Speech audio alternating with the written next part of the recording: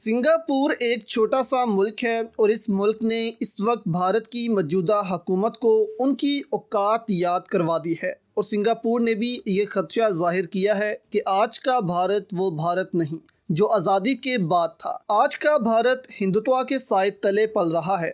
असल क्या स्टेटमेंट दी गई है सिंगापुर की जानिब से आपको बताते हैं। अब ये सिर्फ भारत के लिए स्टेटमेंट नहीं दी गई बल्कि इसमें सिंगापुर ने इसराइल को भी भारत के साथ मिला दिया है। अब इस बयान से भारत इतना चीख क्यों रहा है? मोदी क्यों नेहरू जो कि भारत के पहले वजीर आजम थे उनको पसंद नहीं करता? अब हुआ कुछ यूं है कि सिंगापुर के वजीर आजम ने पार्लियामेंट में खड़े होकर एक ऐसा बयान जारी किया है कि भारत को मजबूरन इसका रिप्लाई देना पड़ा है। सिंगापुर के वजीर आजम ने कहा कि हमें देखभाल के मुल्क के लीडर्स चुनने चाहिए, क्योंकि होता कुछ यूं है कि मुल्कों की शुरुआत तो बहुत अच्छी होती है लेकिन आगे चलकर वो मुल्क तबाह होने की तरफ चल पड़ते हैं। अब यहाँ तक तो उनकी स्टेटमेंट ठीक थी और किसी को इससे कोई परेशानी भी नहीं थी, लेकिन इसके बाद सिंगापुर के वजीर आजम ने कहा कि हमारे सामने भारत और इसराइल की दो मिसालें हैं जिनकी शुरुआत तो अच्छी हुई लेकिन अब वो तबाही की तरफ बढ़ रहे हैं। अब इस मिसाल ने भारत को मुश्तिल कर दिया।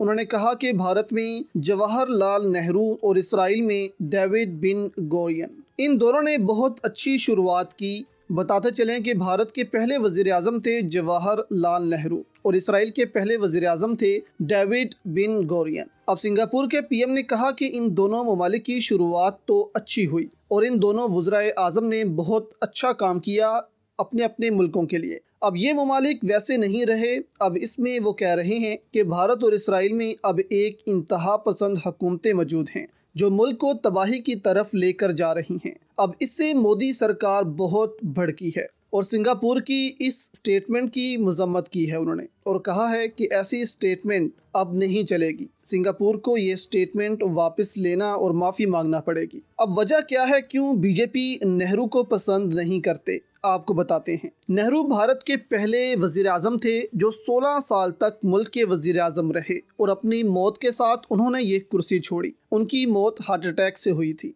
अब मोदी बहुत दफ़ा नेहरू को तनकीद का निशाना बना चुके हैं और भारत की हर प्रॉब्लम का जिम्मेदार नेहरू को कहते हैं जो कि कांग्रेस पार्टी से ताल्लुक़ रखते थे। मोदी बहुत दफ़ा अपनी तकरीरों में भी कह चुके हैं कि उन्होंने भारत को बहुत नुकसान पहुंचाया है। यहाँ तक कहा गया कि नेहरू की वजह से ही करतारपुर आज पाकिस्तान का हिस्सा है, भारत का नहीं।